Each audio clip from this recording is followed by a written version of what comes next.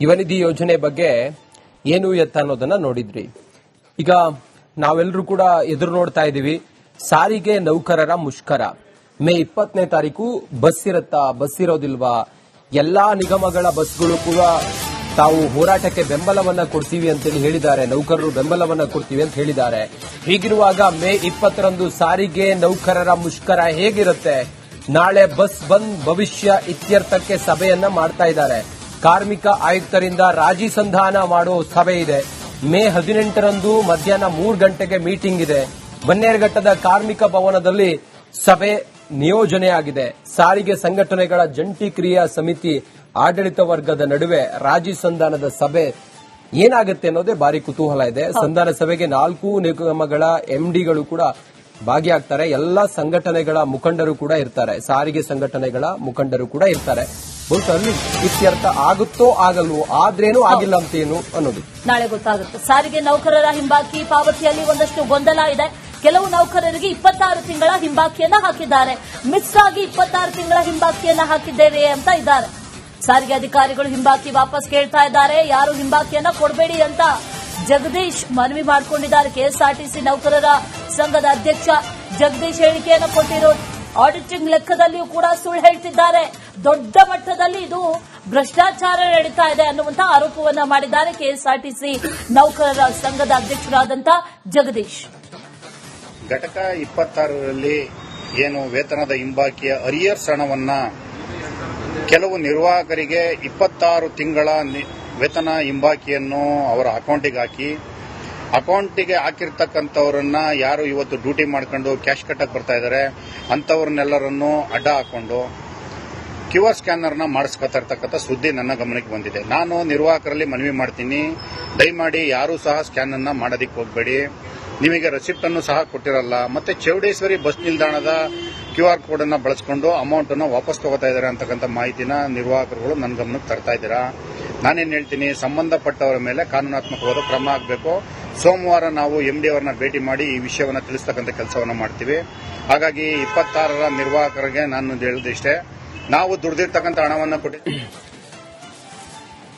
Ashwini, KSRTC ನೌಕರರ ಸಂಘದ ಅಧ್ಯಕ್ಷ ಜಗದೀಶ್ ಅವರು ಹೇಳೋ ಹಂಗೆ ಏನಾದ್ರೂ ಹಿಂಬಾಕಿ ಹಾಕಿದ್ದನ್ನ ವಾಪಸ್ ಕೇಳ್ತಿದ್ದಾರೆ ಅಂತ ಹೇಳಿದ್ರೆ ಬಹುಶಃ ಇದರಷ್ಟು ಘೋರ ಅನ್ಯಾಯ ಮತ್ತೊಂದಿರ್ಲಿಕ್ಕೆ ತಪ್ಪಾಗುತ್ತೆ. ಎಸ್, ಹಾಗಾದ್ರೆ ಮೇ 20ರ ಪ್ರತಿಭಟನೆ ಹೇಗಿರುತ್ತೆ, ಹೇಗಿರಲ್ಲ? 4 ನಿಗಮಗಳ ಸಾರಿಗೆ ನೌಕರರು ಭಾಗಿಯಾಗ್ತಾರ? ಪ್ರತಿಭಟನೆ ರೂಪುರೇಷೆಗಳೇನು? ಸಂಧಾನ ಸಭೆ ಇದೆಯಂತೆ 18ನೇ ತಾರೀಕು. ಇದೆಲ್ಲ ಹೇಗಾಗುತ್ತೆ, ಎಲ್ಲಾಗುತ್ತೆ? ಹೆಚ್ಚಿನ ಮಾಹಿತಿಯೊಂದಿಗೆ ವೀರೇಶ್ ಇದ್ದಾರೆ ನೇರ ಸಂಪರ್ಕದಲ್ಲಿ. ವೀರೇಶ್, ಸದ್ಯಕ್ಕೆ ಏನಿದೆ ನಿಮ್ಮ ಹತ್ರ ಅಪ್ಡೇಟ್ಸ್?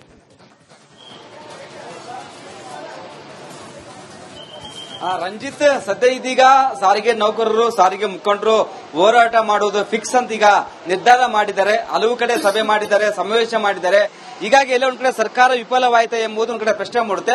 ಮತ್ತೊಂದ್ ಕಡೆ ಸರ್ಕಾರಕ್ಕೆ ಇನ್ನೂ 2-3 ದಿನ ಟೈಮ್ ಇದೆ, ಬೇಗ ನಮ್ಮ ಜೊತೆ ಸಭೆ ಕರೀರಿ ಅಂತ ಒಂದ್ ಕಡೆ ಮನವಿ ಸಹ ಒಂದ್ ಕಡೆ ಮುಖಂಡರು ಸಹ ಮಾಡಿಕೊಂಡಿದ್ದಾರೆ. ಬಟ್ ಸರ್ಕಾರ ಮತ್ತು ಸಾರಿಗೆಯ ಸಚಿವರು ಯಾವುದೇ ಮೀಟಿಂಗ್ ಆಗಲ್ಲ, ನಮ್ದು ಎಷ್ಟಿತ್ತು ಅಷ್ಟು ಮಾಡಿದ್ದೇವೆ, ಜಾಸ್ತಿ ಮಾಡಕ್ಕಾಗಲ್ಲ, ಯಾಕಂದ್ರೆ ವೇತನ ಪರಿಷ್ಕರಣೆ ಈಗ 12% ಮಾಡಿದ್ದಾರೆ, 26 ತಿಂಗಳ ಹಿಂಬಾಗಿ ಕೊಟ್ಟಿದ್ದಾರೆ, ಇದಾದ ಮೇಲೆ ನಮಗೆ ಕೊಡಕ್ಕಾಗಲ್ಲ. ಹೀಗಾಗಿ ಎಲ್ಲ ಒಂದ್ ಕಡೆ ಸ್ಪಷ್ಟವಾಗಿ ಸರ್ಕಾರ ನಿರ್ಧಾರ ಮಾಡಿದೆ, ಅವ್ರು ಏನಾದ್ರೂ ಮಾಡಿಕೊಳ್ಳಿ ಎಂಬುದು ಒಂದ್ ಕಡೆ ಸುಮ್ಮನೆ ಆಗ್ಬಿಟ್ಟಿದೆ. ಬಟ್ ಇದೀಗ ಸಾರಿಗೆ ನೌಕರರು, ಸಾರಿಗೆ ಮುಖಂಡರು ಹೋರಾಟಕ್ಕೆ ಸಿದ್ಧತೆ ಮಾಡಿಕೊಂಡಿದ್ದಾರೆ.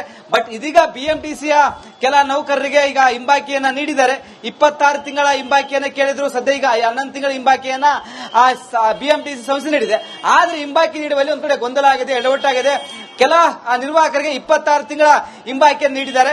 ಈಗ ಹಿಂಬಾಕಿ ನೀಡಿದ ಹಣವನ್ನು ಈಗ ವಾಪಸ್ ಕಳ್ತಿದ್ದಾರೆ. ಯಾಕಂದ್ರೆ 11 ತಿಂಗಳ ಹಿಂಬಾಕಿ ಹಣವನ್ನ ನೀಡಬೇಕಾಗಿತ್ತು. ಕೆಲ ನೌಕರರಿಗೆ 26 ತಿಂಗಳ ಹಿಂಬಾಕಿ ಆಗಿದೆ. ಹೀಗಾಗಿ ಇಲ್ಲೊಂದ್ ಕಡೆ 15 ತಿಂಗಳ ಹಿಂಬಾಕಿ ಹಣವನ್ನ ವಾಪಸ್ ಕೊಡಿ ಎಂಬುದು ಒಂದ್ ಕಡೆ ಮನವಿ ಸಹ ಮಾಡಿಕೊಂಡಿದ್ದಾರೆ. QR ಸ್ಕ್ಯಾನ್ ಮುಖಾಂತರ ಇದೀಗ ಹಣ ವಾಪಸ್ ಮಾಡಿ ಅಂತ ಒಂದ್ ಕಡೆ ಡಿಪೋ ಮ್ಯಾನೇಜರ್ಗಳು, ಡಿಪೋ ಅಕೌಂಟ್ ಅಧಿಕಾರಿಗಳು ಒಂದ್ ಕಡೆ ನೌಕರರಿಗೆ ಒಂದ್ ಕಡೆ ತಿಳಿಸಿದ್ರೆ ಅಂತ ಹೇಳಲಾಗ್ತದೆ. ಹೀಗಾಗಿ ಇಲ್ಲ ಒಂದ್ ಕಡೆ ಆಕ್ರೋಶ ಕೇಳಿ ಬಂದಿದೆ.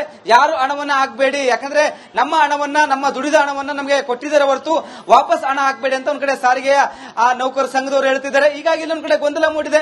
ಹೀಗಾಗಿ 20ಕ್ಕೆ ಒಂದ್ ಕಡೆ ದೊಡ್ಡ ಮಟ್ಟದಲ್ಲಿ ಹೋರಾಟ ಮಾಡಲು ಮುಂದಾಗಿದ್ದಾರೆ. 4 ನಿಗಮದ ನೌಕರರು, ಮುಖಂಡರೀಗ ಸಿದ್ಧತೆ ಮಾಡಿಕೊಂಡಿದ್ದಾರೆ. ನಾಳೆ ಮತ್ತೊಂದು ಸುತ್ತಿನ ಸಭೆ ಆಗುತ್ತೆ. ಕಾರ್ಮಿಕ ಇಲಾಖೆ ಆಯುಕ್ತರ ಜೊತೆ ಒಂದು ಸಭೆ ಆಗುತ್ತೆ, ರಾಜಿ ಸಂಧಾನ ಸಭೆ ಆಗುತ್ತೆ.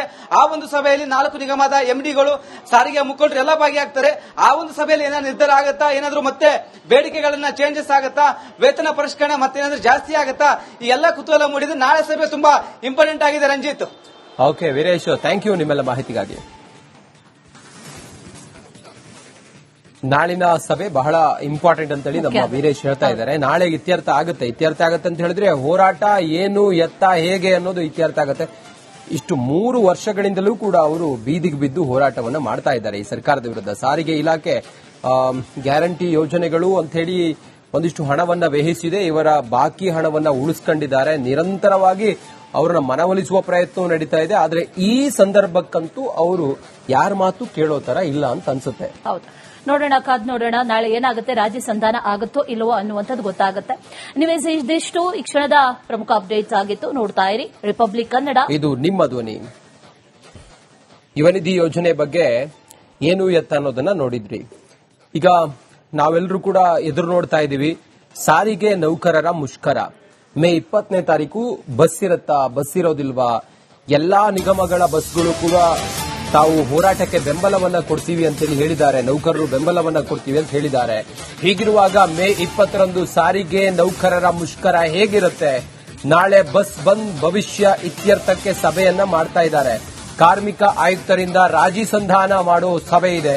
ಮೇ 18ರಂದು ಮಧ್ಯಾಹ್ನ 3 ಗಂಟೆಗೆ ಮೀಟಿಂಗ್ ಇದೆ. ಬನ್ನೇರುಘಟ್ಟದ ಕಾರ್ಮಿಕ ಭವನದಲ್ಲಿ ಸಭೆ ನಿಯೋಜನೆಯಾಗಿದೆ.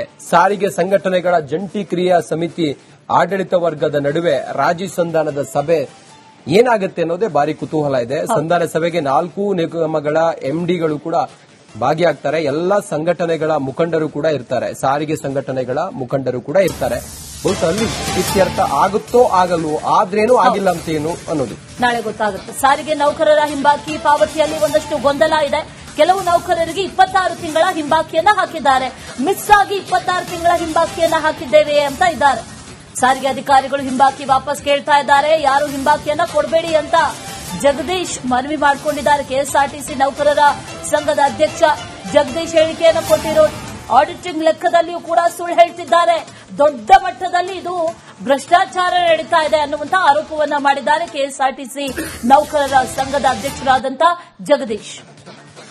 ಘಟಕ 26ರಲ್ಲಿ ಏನು ವೇತನದ ಹಿಂಬಾಕಿಯ ಅರಿಯರ್ಸ್ ಹಣವನ್ನ ಕೆಲವು ನಿರ್ವಾಹಕರಿಗೆ 26 ತಿಂಗಳ ವೇತನ ಹಿಂಬಾಕಿಯನ್ನು ಅವರ ಅಕೌಂಟಿಗೆ ಹಾಕಿ, ಅಕೌಂಟಿಗೆ ಹಾಕಿರ್ತಕ್ಕಂಥವ್ರನ್ನ ಯಾರು ಇವತ್ತು ಡ್ಯೂಟಿ ಮಾಡ್ಕೊಂಡು ಕ್ಯಾಶ್ ಕಟ್ಟಕ್ಕೆ ಬರ್ತಾ ಇದ್ದಾರೆ ಅಂತವ್ರನ್ನೆಲ್ಲರನ್ನು ಅಡ್ಡ ಹಾಕೊಂಡು QR ಸ್ಕ್ಯಾನರ್ನ ಮಾಡಿಸ್ಕೊತಾ ಇರ್ತಕ್ಕಂಥ ಸುದ್ದಿ ನನ್ನ ಗಮನಕ್ಕೆ ಬಂದಿದೆ. ನಾನು ನಿರ್ವಾಹಕರಲ್ಲಿ ಮನವಿ ಮಾಡ್ತೀನಿ, ದಯಮಾಡಿ ಯಾರೂ ಸಹ ಸ್ಕ್ಯಾನ್ ಅನ್ನ ಮಾಡೋದಕ್ಕೆ ಹೋಗಬೇಡಿ.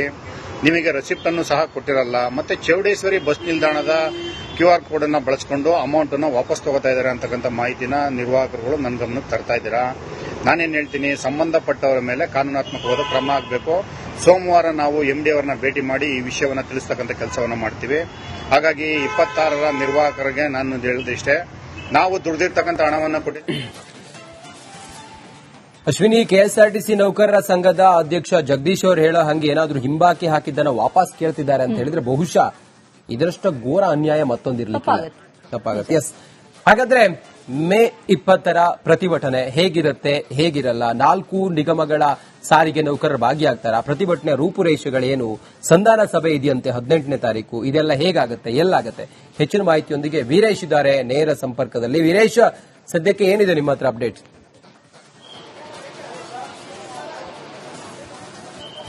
ರಂಜಿತ್, ಸದ್ಯ ಇದೀಗ ಸಾರಿಗೆ ನೌಕರರು, ಸಾರಿಗೆ ಮುಖಂಡರು ಹೋರಾಟ ಮಾಡುವುದು ಫಿಕ್ಸ್ ಅಂತ ಈಗ ನಿರ್ಧಾರ ಮಾಡಿದ್ದಾರೆ. ಹಲವು ಕಡೆ ಸಭೆ ಮಾಡಿದ್ದಾರೆ, ಸಮಾವೇಶ ಮಾಡಿದ್ದಾರೆ.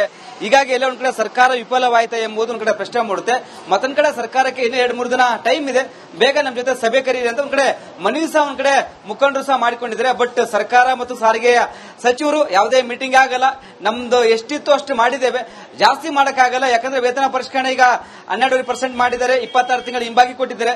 ಇದಾದ ಮೇಲೆ ನಮಗೆ ಕೊಡಕ್ಕಾಗಲ್ಲ. ಹೀಗಾಗಿ ಎಲ್ಲ ಒಂದ್ ಕಡೆ ಸ್ಪಷ್ಟವಾಗಿ ಸರ್ಕಾರ ನಿರ್ಧಾರ ಮಾಡಿದೆ, ಅವ್ರು ಏನಾದ್ರೂ ಮಾಡಿಕೊಳ್ಳಿ ಎಂಬುದು ಒಂದ್ ಕಡೆ ಸುಮ್ಮನೆ ಆಗ್ಬಿಟ್ಟಿದೆ. ಬಟ್ ಇದೀಗ ಸಾರಿಗೆ ನೌಕರರು, ಸಾರಿಗೆ ಮುಖಂಡರು ಹೋರಾಟಕ್ಕೆ ಸಿದ್ಧತೆ ಮಾಡಿಕೊಂಡಿದ್ದಾರೆ. ಬಟ್ ಇದೀಗ ಬಿಎಂಟಿಸಿಯ ಕೆಲ ನೌಕರರಿಗೆ ಈಗ ಹಿಂಬಾಕಿಯನ್ನ ನೀಡಿದ್ದಾರೆ. 26 ತಿಂಗಳ ಹಿಂಬಾಕಿಯನ್ನ ಕೇಳಿದ್ರು. ಸದ್ಯ ಈಗ 11 ತಿಂಗಳ ಹಿಂಬಾಕಿಯನ್ನ ಬಿಎಂಟಿಸಿ ಸಂಸ್ಥೆ ನೀಡಿದೆ. ಆದ್ರೆ ಹಿಂಬಾಕಿ ನೀಡುವಲ್ಲಿ ಒಂದ್ ಕಡೆ ಗೊಂದಲ ಆಗಿದೆ, ಎಡವಟ್ಟಾಗಿದೆ. ಕೆಲ ನಿರ್ವಾಹಕರಿಗೆ 26 ತಿಂಗಳ ಹಿಂಬಾಕಿಯನ್ನು ನೀಡಿದ್ದಾರೆ. ಈಗ ಹಿಂಬಾಕಿ ನೀಡಿದ ಹಣವನ್ನು ಈಗ ವಾಪಸ್ ಕಳ್ತಿದ್ದಾರೆ. ಯಾಕಂದ್ರೆ 11 ತಿಂಗಳ ಹಿಂಬಾಕಿ ಹಣವನ್ನ ನೀಡಬೇಕಾಗಿತ್ತು. ಕೆಲ ನೌಕರರಿಗೆ 26 ತಿಂಗಳ ಹಿಂಬಾಕಿ ಆಗಿದೆ. ಹೀಗಾಗಿ ಇಲ್ಲೊಂದು ಕಡೆ 15 ತಿಂಗಳ ಹಿಂಬಾಕಿ ಹಣವನ್ನ ವಾಪಸ್ ಕೊಡಿ ಎಂಬ ಒಂದೊಂದು ಕಡೆ ಮನವಿ ಸಹ ಮಾಡಿಕೊಂಡಿದ್ದಾರೆ. QR ಸ್ಕ್ಯಾನ್ ಮುಖಾಂತರ ಇದೀಗ ಹಣ ವಾಪಸ್ ಮಾಡಿ ಅಂತ ಒಂದ್ ಕಡೆ ಡಿಪೋ ಮ್ಯಾನೇಜರ್ಗಳು, ಡಿಪೋ ಅಕೌಂಟ್ ಅಧಿಕಾರಿಗಳು ಒಂದ್ ಕಡೆ ನೌಕರರಿಗೆ ಒಂದ್ ಕಡೆ ತಿಳಿಸಿದ್ರೆ ಅಂತ ಹೇಳಲಾಗ್ತದೆ. ಹೀಗಾಗಿ ಇಲ್ಲಿ ಒಂದ್ ಕಡೆ ಆಕ್ರೋಶ ಕೇಳಿ ಬಂದಿದೆ. ಯಾರು ಹಣವನ್ನ ಹಾಕಬೇಡಿ, ಯಾಕಂದ್ರೆ ನಮ್ಮ ಹಣವನ್ನ, ನಮ್ಮ ದುಡಿದ ಹಣವನ್ನ ನಮಗೆ ಕೊಟ್ಟಿದ್ದಾರೆ ಹೊರತು ವಾಪಸ್ ಹಣ ಹಾಕಬೇಡಿ ಅಂತ ಒಂದ್ ಕಡೆ ಸಾರಿಗೆಯ ನೌಕರ ಸಂಘದವರು ಹೇಳ್ತಿದ್ದಾರೆ. ಹೀಗಾಗಿ ಇಲ್ಲೊಂದ್ ಕಡೆ ಗೊಂದಲ ಮೂಡಿದೆ. ಹೀಗಾಗಿ 20ಕ್ಕೆ ಒಂದ್ ಕಡೆ ದೊಡ್ಡ ಮಟ್ಟದಲ್ಲಿ ಹೋರಾಟ ಮಾಡಲು ಮುಂದಾಗಿದ್ದಾರೆ. 4 ನಿಗಮದ ನೌಕರರು ಮುಖಂಡರಿಗೆ ಸಿದ್ಧತೆ ಮಾಡಿಕೊಂಡಿದ್ರೆ ನಾಳೆ ಮತ್ತೊಂದು ಸುತ್ತಿನ ಸಭೆ ಆಗುತ್ತೆ. ಕಾರ್ಮಿಕ ಇಲಾಖೆ ಆಯುಕ್ತರ ಜೊತೆ ಒಂದು ಸಭೆ ಆಗುತ್ತೆ, ರಾಜಿ ಸಂಧಾನ ಸಭೆ ಆಗುತ್ತೆ. ಆ ಒಂದು ಸಭೆಯಲ್ಲಿ 4 ನಿಗಮದ MDಗಳು, ಸಾರಿಗೆ ಮುಖಂಡರು ಎಲ್ಲ ಭಾಗಿಯಾಗ್ತಾರೆ. ಆ ಒಂದು ಸಭೆಯಲ್ಲಿ ಏನಾದ್ರು ನಿರ್ಧಾರ ಆಗುತ್ತಾ, ಏನಾದ್ರು ಮತ್ತೆ ಬೇಡಿಕೆಗಳನ್ನ ಚೇಂಜಸ್ ಆಗುತ್ತಾ, ವೇತನ ಪರಿಷ್ಕರಣೆ ಮತ್ತೇನಾದ್ರೂ ಜಾಸ್ತಿ ಆಗುತ್ತಾ, ಈ ಎಲ್ಲ ಕುತೂಹಲ ಮೂಡಿದೆ. ನಾಳೆ ಸಭೆ ತುಂಬಾ ಇಂಪಾರ್ಟೆಂಟ್ ಆಗಿದೆ Ranjit. Okay Veeresh, thank you ನಿಮ್ಮೆಲ್ಲ ಮಾಹಿತಿಗಾಗಿ. ನಾಳಿನ ಸಭೆ ಬಹಳ ಇಂಪಾರ್ಟೆಂಟ್ ಅಂತೇಳಿ ನಮ್ಮ ವೀರೇಶ್ ಹೇಳ್ತಾ ಇದ್ದಾರೆ. ನಾಳೆ ಇತ್ಯರ್ಥ ಆಗುತ್ತೆ ಅಂತ ಹೇಳಿದ್ರೆ ಹೋರಾಟ ಏನು, ಎತ್ತ, ಹೇಗೆ ಅನ್ನೋದು ಇತ್ಯರ್ಥ ಆಗುತ್ತೆ. ಇಷ್ಟು 3 ವರ್ಷಗಳಿಂದಲೂ ಕೂಡ ಅವರು ಬೀದಿಗೆ ಬಿದ್ದು ಹೋರಾಟವನ್ನ ಮಾಡ್ತಾ ಇದ್ದಾರೆ ಈ ಸರ್ಕಾರದ ವಿರುದ್ಧ. ಸಾರಿಗೆ ಇಲಾಖೆ ಗ್ಯಾರಂಟಿ ಯೋಜನೆಗಳು ಅಂತ ಹೇಳಿ ಒಂದಿಷ್ಟು ಹಣವನ್ನ ವ್ಯಯಿಸಿದೆ. ಇವರ ಬಾಕಿ ಹಣವನ್ನ ಉಳಿಸ್ಕೊಂಡಿದ್ದಾರೆ. ನಿರಂತರವಾಗಿ ಅವರನ್ನ ಮನವೊಲಿಸುವ ಪ್ರಯತ್ನ ನಡೀತಾ ಇದೆ. ಆದ್ರೆ ಈ ಸಂದರ್ಭಕ್ಕಂತೂ ಅವರು ಯಾರ ಮಾತು ಕೇಳೋ ತರ ಇಲ್ಲ ಅಂತ ಅನ್ಸುತ್ತೆ. ಹೌದು, ನೋಡೋಣ, ಕಾದ್ ನೋಡೋಣ ನಾಳೆ ಏನಾಗುತ್ತೆ, ರಾಜ್ಯ ಸಂಧಾನ ಆಗುತ್ತೋ ಇಲ್ಲವೋ ಅನ್ನುವಂಥದ್ದು ಗೊತ್ತಾಗುತ್ತೆ. ನೀವೇ ಇದಿಷ್ಟು ಈ ಕ್ಷಣದ ಪ್ರಮುಖ ಅಪ್ಡೇಟ್ಸ್ ಆಗಿತ್ತು. ನೋಡ್ತಾ ಇರಿ ರಿಪಬ್ಲಿಕ್ ಕನ್ನಡ, ಇದು ನಿಮ್ಮ ಧ್ವನಿ.